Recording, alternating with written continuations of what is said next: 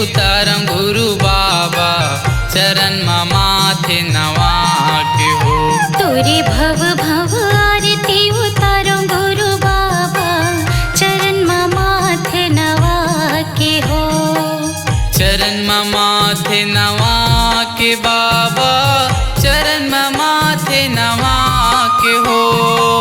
चरण माथे नवा के बाबा चरण माथे नवा के हो। चरण माथे नवा के गुरुजी चरण माथे नवा के हो। चरण माथे नवा के गुरुजी चरण माथे नवा के हो। तोरे भाव भाव आरती उतारं गुरु बाबा चरण माथे नवा के हो। तोरे भव भव आरती उतारो गुरु बाबा चरण माथे नवा के हो।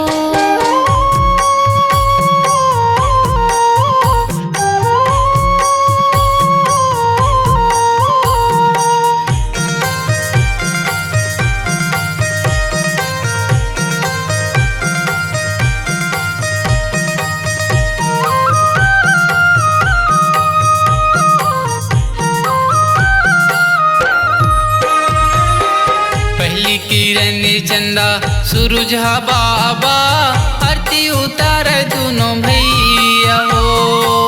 मस्त सुगंध हवे सारे जगत माँ चमट डोलावे पुरवैया हो।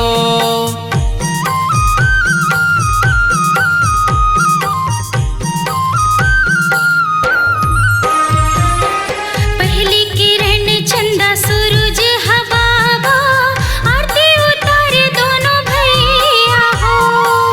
मस्त सुगंध हवे सारी जगत माँ चवर डोलावे पुरवैया हो। चमट डोलावे पुरवैया गुरुजी चमट डोलावे पुरवैया हो। चवर डोलावे पुरवैया गुरुजी चवर डोलावे पुरवैया हो। तोरे भाव भाव आरती उतारं गुरु बाबा चरण माथे नवा के हो। तोरे भव भव आरती उतारो गुरु बाबा चरण माथे नवा के हो।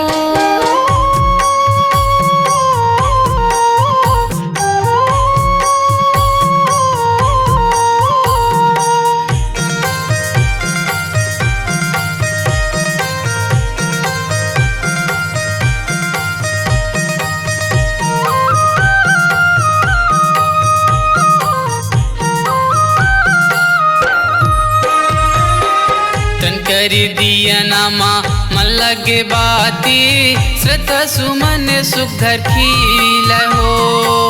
शिव को सरिया चरण के दासी जिंदगी भर मोल मिल हो।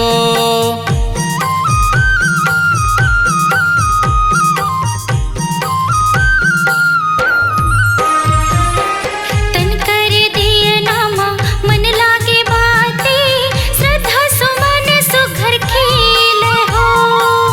उमा को सरिया चरण के दासी जिंदगी भर मोला मिल हो।